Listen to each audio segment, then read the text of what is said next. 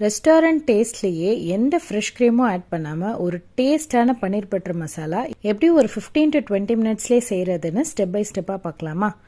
இந்த பன்னீர் பட்டர் மசாலாவோட இன்க்ரீடியன்ட் வீடியோவோட கடைசியில் கொடுத்துருக்கோம். இப்போ ஃபஸ்ட்டு ஸ்டெப்பாக ஒரு பேனில் 3 ஸ்பூன் ஆயில் விட்டு 2 சின்ன துண்டு பட்டை, 3 கிராம்பு, 1/2 ஸ்பூன் சோம்பு, 1/2 ஸ்பூன் சீரகம் அதை போட்டு நல்லா பொரிய விடுங்க.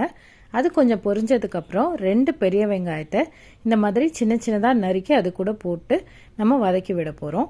இப்போ இந்த வெங்காயம் ரொம்ப வதங்காமல் கொஞ்சம் கோல்டன் கலர் வந்ததுக்கப்புறம் இதில் ஒரு 4 பல் பூண்டு, ஒரு 1/2 துண்டு இஞ்சியை சின்ன சின்னதாக நறுக்கி போட்டு அதையும் இது கூட நல்லா வதக்கி விட போகிறோம். இதை ஒரு நிமிஷம் வதக்குனதுக்கப்புறம் 5லேருந்து 6 நீட்டு காஞ்ச மிளகா. உங்களுக்கு காரத்துக்கு எவ்வளோ வேணுமோ அவ்வளோ போட்டுக்கோங்க. காரம் கம்மியாக வேணும்னா 1 மிளகா 2 மிளகா கம்மி பண்ணிக்கோங்க. இப்போ இதையும் போட்டு ஒரு நிமிஷத்துக்கு வதக்கி விட்டுக்கோங்க. ஒரு 2 மீடியம் சைஸ் தக்காளி கொஞ்சம் பழுத்ததாக எடுத்துக்கோங்க. ரொம்ப காயாக எடுத்தீங்கன்னா இந்த மசாலாவுக்கு நல்லா இருக்காது. இப்போ அதையும் போட்டு வதக்கி விட்டதுக்கப்புறம் இந்த வெங்காயம் தக்காளிக்கு தேவையான 1 ஸ்பூன் உப்பு, ஒரு 1/2 ஸ்பூன் பெருங்காயமும் போட்டு நல்லா இதை கிளறி விட்டுக்கோங்க. இதில் ஒரு 8லேருந்து 10 உடைச்ச முந்திரி அதையும் போட்டு நல்லா கலந்து விட்டுக்கலாம். இப்போ போட்டிருக்க எல்லாமே ஒரு நிமிஷம் மட்டும் வதங்க விட்டு இந்த மாதிரி எடுத்தீங்கன்னா போதும். ரொம்ப வதங்க விட்டால் இந்த பன்னீர் பட்டர் மசாலாவுக்கு நல்லா இருக்காது. இது எல்லாத்தையும் மீடியம் ஃப்ளேமில் வச்சு வதக்கி எடுத்துக்கோங்க.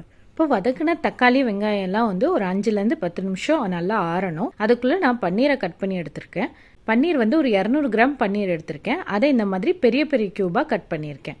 இப்போ அடுத்த ஸ்டெப்பாக வெங்காயம் தக்காளி வதக்கின அதே பேன்லேயே 1 ஸ்பூன் வெண்ணெய் போட்டு அதில் ஒரு ஸ்பூன் காரத்துக்கு தனி மிளகாய்த்தூள், அது கூட ஒரு 1/2 ஸ்பூன் மட்டும் மஞ்சத்தூள் அந்த வெண்ணெயில் கொஞ்சம் நல்லா கலந்து விட்டுக்கணும். அந்த கலந்ததில் நம்ம கட் பண்ணி வச்சிருக்க பன்னீரை போட்டு நல்லா மிக்ஸ் பண்ணி விட போகிறோம். பன்னீர் பார்த்தீங்கன்னா நீங்கள் பொரிச்சு எடுக்கிறத விட இந்த மாதிரி கலந்து எடுத்தீங்கனாலே நமக்கு பன்னீர் பட்டர் மசாலாவுக்கு நல்லா இருக்கும். இது ரொம்ப நேரம் கிளறணும்னு அவசியம் இல்லை. ஒரு 5 நிமிஷம் கிளறி விட்டாலே அந்த மசாலாலாம் அந்த பன்னீரில் நல்லா கோட்டாகி நமக்கு வெந்து வந்துடும்.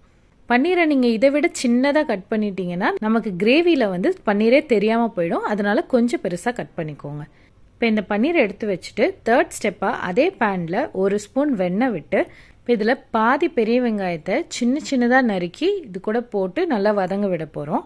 இந்த வெங்காயம் வதங்கிட்டு இருக்கும்போது நம்ம ஆல்ரெடி வதக்கி வச்ச வெங்காயம் தக்காளி நல்லா ஆறி இருக்கும். இப்போ இதை மிக்சி சாரில் போட்டு நல்லா நைஸாக அரைச்சி எடுத்துக்கணும். இப்போ இந்த வதங்கின வெங்காயத்தோட நம்ம அரைச்சி வச்சிருந்த பேஸ்ட்டை போட்டுக்கலாம். இந்த மசாலா பார்த்தீங்கன்னா ரொம்ப தண்ணி விட்டு அரைக்காமல் இந்த மாதிரி கொஞ்சம் கட்டியாக அரைக்கணும், ஆனால் நைஸாக அரைக்கணும். இதில் ஆல்ரெடி வெங்காயம் தக்காளி எல்லாம் வதங்கி இருந்தாலும் நம்ம இதை ஒரு 1லேருந்து 2 நிமிஷமாவது கொதிக்க விடணும். அதனால இதில் ஒரு 1/2 கப் தண்ணி மட்டும் ஊற்றி நம்ம கொதிக்க விடலாம். இப்போ இந்த வெங்காயத்தோட இதை நல்லா மிக்ஸ் பண்ணி விட்டுட்டு இதோட ஃபைனல் ஸ்டெப்பாக 1 கை கொத்தமல்லி. இந்த கொத்தமல்லி போடுறது பார்த்தீங்கன்னா இந்த பன்னீர் பட்டர் மசாலாவில் ஒரு நல்ல ஃப்ளேவர் கொடுக்கும். அதனால் இதை மறக்காமல் ஃபைனல் ஸ்டெப்பாக ஆட் பண்ணிக்கோங்க. இப்போ இதையும் போட்டு நல்லா கலந்து விட்டதுக்கப்புறம் ஃப்ரெஷ் க்ரீம் ஆட் பண்ணாததுனால ஒரு 1/2 ஸ்பூன் மட்டும் சர்க்கரை போட்டுக்கிறோம். உங்களுக்கு சர்க்கரை வேண்டாம்னா நீங்கள் அதை ஸ்கிப் பண்ணிக்கலாம். இந்த இடத்துல உங்களுக்கு உப்பு கம்மியாக இருந்தாலும் நீங்கள் இது கூட போட்டுக்கலாம். இதை ஒரு நிமிஷம் மட்டும் மூடி வச்சு திறந்து பார்த்தீங்கன்னா லைட்டாக கொதி வரும். அப்போது நம்ம கஸ்தூரி மேத்தி இருந்துச்சுன்னா ஒரு ஸ்பூன் மட்டும் மேலே போட்டு விடுங்க. இல்லைனா நீங்கள் அதை ஸ்கிப் பண்ணிக்கலாம். கொத்தமல்லி இலை கொஞ்சம் எக்ஸ்ட்ரா போட்டுக்கோங்க. இது கூடவே நம்ம மசாலாவில் பெரட்டின பன்னீரையும் போட்டு நல்லா கலந்து விட்டிங்கன்னா நம்ம ரெஸ்டாரண்ட் ஸ்டைல்லையே ஒரு பன்னீர் பட்டர் மசாலா ரெடி ஆகிடுங்க. அந்த ரெஸ்டாரண்ட்டில் சாப்பிட்ற மாதிரியே ஒரு ஸ்வீட்னஸ் வரணுன்னு தான் நம்ம ஃப்ரெஷ் க்ரீமுக்கு பதிலாக ஒரு 1/2 ஸ்பூன் சர்க்கரை ஆட் பண்ணியிருக்கோம். நீங்கள் சர்க்கரையும் வேண்டான்னா நீங்கள் கொஞ்சம் முந்திரியை இடித்து கூட போடலாம்.